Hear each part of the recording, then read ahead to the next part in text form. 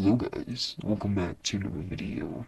Today we're going to be telling spooky stories, as you can see on the screen with the um, guy with the knife in the middle of the woods that I got off Google. But today we will be telling scary stories from Reddit. And these are not scary stories. You can find all the links down below. I'm going to make sure that I'm literally putting them in a Word document so I can remember them, and then copy and paste them back into my video description. So yeah, without further ado, let's get back and let's go into this. And also, not without some further ado, make sure to like and subscribe if you enjoy the video.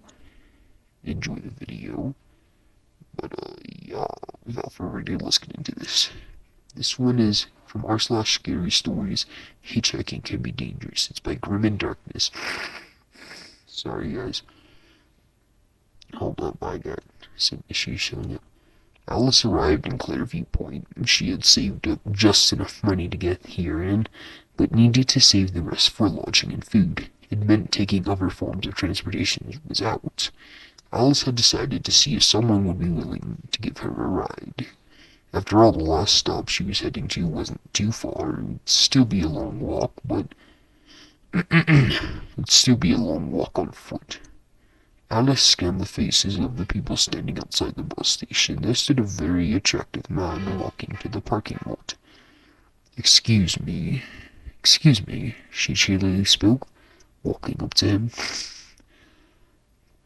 who stopped to listen to her. I'm slipping into a British accent. By chance, could you give me a ride? Alice asked. The man looked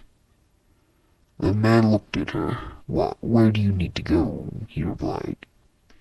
Once her things were loaded into the truck, she got into the passenger side and buckled up. My name's Alice. Thank you so much for the ride. Ellie, and it's no problem. It was quiet during the car ride. Not even the radio was on. The windows were slightly cracked.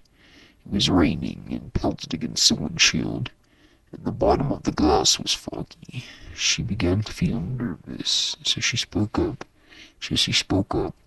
Are you from here originally? No, I'm from out of town, like you. So why did you come to Clearview Point? I'm just passing through. The person chuckled. I came here for the people.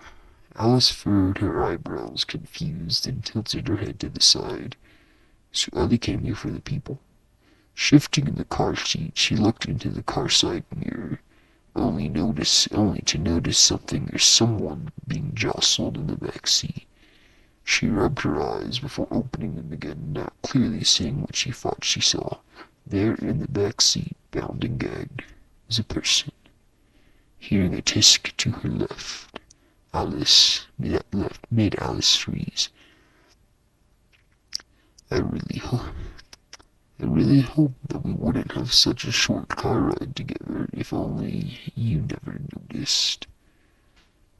But I didn't see anything, she protested, even though she knew that he had already knew she saw.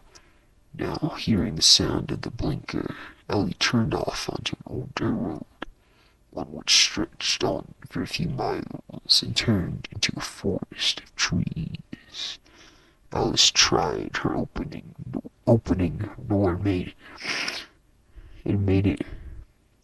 making a run for it, but it wouldn't open no matter how much she tugged on the handle. Trying to get out of the car already? I feel hurt. He frowned, looking into his eyes. Alice saw how cold and dark they had become. You are insane. I can't do that voice right. I'm insane, my dear. You're the one who got into a car with a complete stranger you just met. Alice stopped, jiggling the car door handle. Ellie wasn't wrong. She did ask someone she didn't know for a car ride just because she was strapped for cash.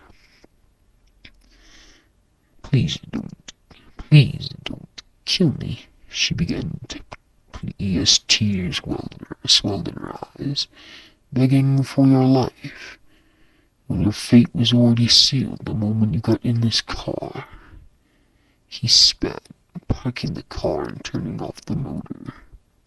Alice went silent and began to shake, watching Ellie then get out of the car and walk over to her side, opening the door.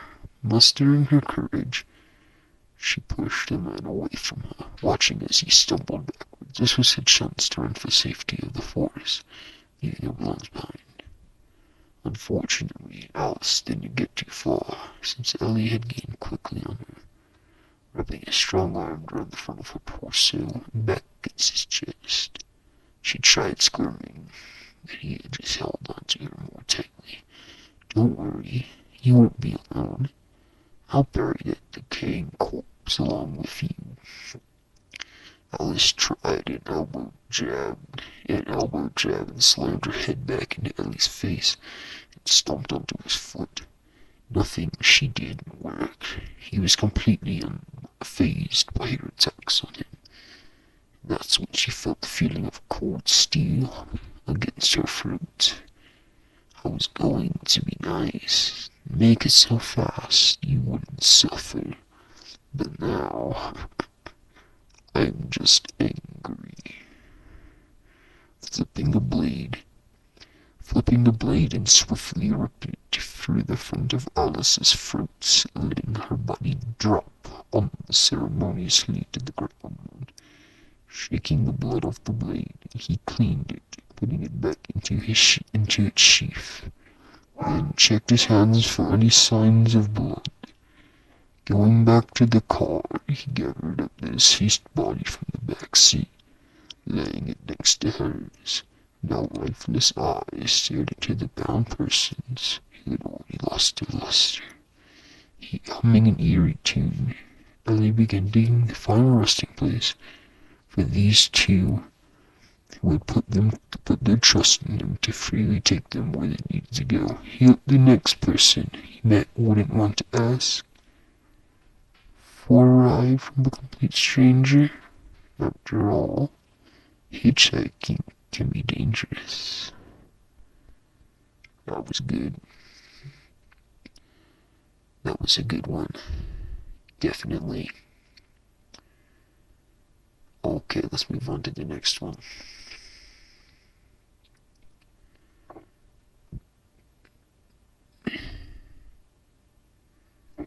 Whoa, bro. There's one with 29 parts in there. There's one on here because I'm currently scrolling. There's one with 29 parts on it. Okay, this one's a bit shorter. This one is called A Breeze in the Night, and it's by 75 million years ago. A gentle snow fell, barely hinting at the freezing temperature. The man sat next to a crackling fire. He stared at it intently, ignoring the burning, smoking sensation which it caused to his eyes to tear up. He enjoyed it, watching the flames dance and wave, protecting him. Despite being so close to the fire, the cold continued to creep in, snaking its way through the thick animal hide layers. He shivered slightly, but paid no mind. He was just glad to have a fire. Propped next to him as well was a well-maintained, smooth-bore hunting musket in his lap. In his lap, he grasped an unlit oil lamp. He knew that he should have known better than to go hunting so late. He'd been warned countless times as a child. Yet here he was now. He had become lost, unable to follow his own tracks once the snow covered them, and as darkness crept over the horizon, he had no choice other to frantically build the fire he now sat in front of. He scooted closer, placing his hands closer, hardly feeling the warmth in his numb, cold hands. His thick, his thick fur gloves did little to help being bring life to his frozen fingers. He guessed it had to be far below freezing by now. Indeed, small icicles hung from his nose, and his beard was speckled with ice. Were it not for the fire, he pondered, would his eyes have frozen too? He turned to stare into the woods, the fire lighting perhaps a dozen meters into the mass of leafless trees and snow-covered bushes. Beyond that, there was only darkness. No moon and no stars tonight. Just a thick layer of clouds, an incessant but gentle snowfall, and a terrible cold. As he stared into the woods, he imagined movement beyond the trees, creatures twisting, shifting, running just out of sight. Concealed with the void, he knew, however, that he was in no danger. His fire was bright, he had scavenged plenty of dead branches, and he had his oil lamp to light the way if he needed more wood. No, there was very little to fear. There was a small gust of wind, and the fire danced excitedly in response. The man felt a shiver crawl up his spine as the breeze rubbed against his back. He listened to the calm rustle of branches and soothing whistle of the wind. He had not been lost. He would have found it rather relaxing, sure. It was cold, but he'd been raised in the cold. It hardly scared him, though he knew of the dangers it presented. In an instant there was only darkness. The warmth which had moments ago gently touched at his hands was now gone. The man whipped his head around and stared down at the dissipating glow of the sizzling, steaming spot whose fire had sat seconds ago, now doused by a large clump of snow, blown free from the unseen branches of a tree and directly onto his lifeline. He didn't even hesitate, and immediately began to fumble his frostbitten hands toward the ignition knob of the oil lamp. His heart rate skyrocketed with an instant cold terror, causing it to violently pound against his chest as his hand, half frozen, found its way to the knob, and his cold fingers tried and failed desperately to ignite it. His cold fingers could do little more than sense pressure, and even that ability was now rapidly fading without the fire. As if answer to the question he has pondered earlier, his eyes began to burn again, this time from the cold. It had only been seconds now. Into the man the world moved in slow motion, the repeated failures of his hands to ignite the lamp, causing his heart to drop further and further into his stomach. He twisted again and again as the clicks made sparks with no flame. Suddenly, the man let out a scream of agony, pain, and fear. An excruciating pain for the entirety of his right legs, moving up towards his thigh, towards his abdomen, just as his fingers finally twisted the knob, igniting the weak flame of the oil. The area lit up dimly compared to the strong flames of the fire. What came from the oil lamp, the man would not know. His body was too cold to feel. But it was not the cold he feared. He looked, turning his eyes to the right. He looked down, turning his eyes to his right leg. There was surprisingly little blood. The pant around it had been torn to shreds, resembling little more than ribbons of hide. Oops.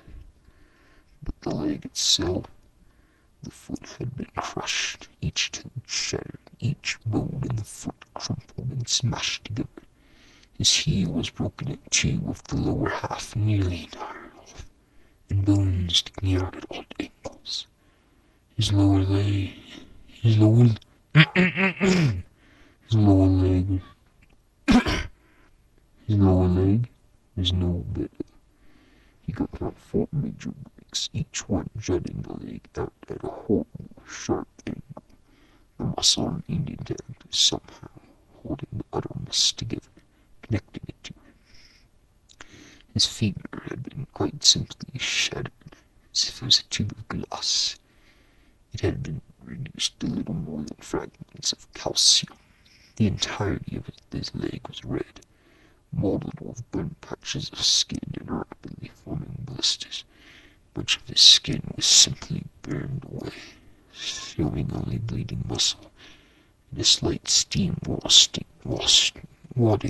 off it against the cold. The man stared at his leg for a moment, then leaned back and allowed himself to lay flat on the ground.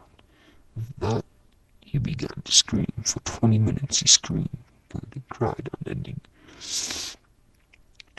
Until the oil within his little lamp began to dwindle, the range of light quickly dissipating, and the flame dying slowly, fading into the abyss.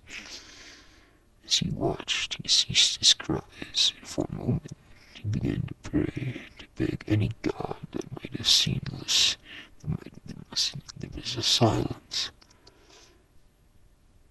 in the woods as the light blinked out, and then a terrible scream. The cracking of bones, followed by a perfect silence, as a gentle snow fell from a dark sky.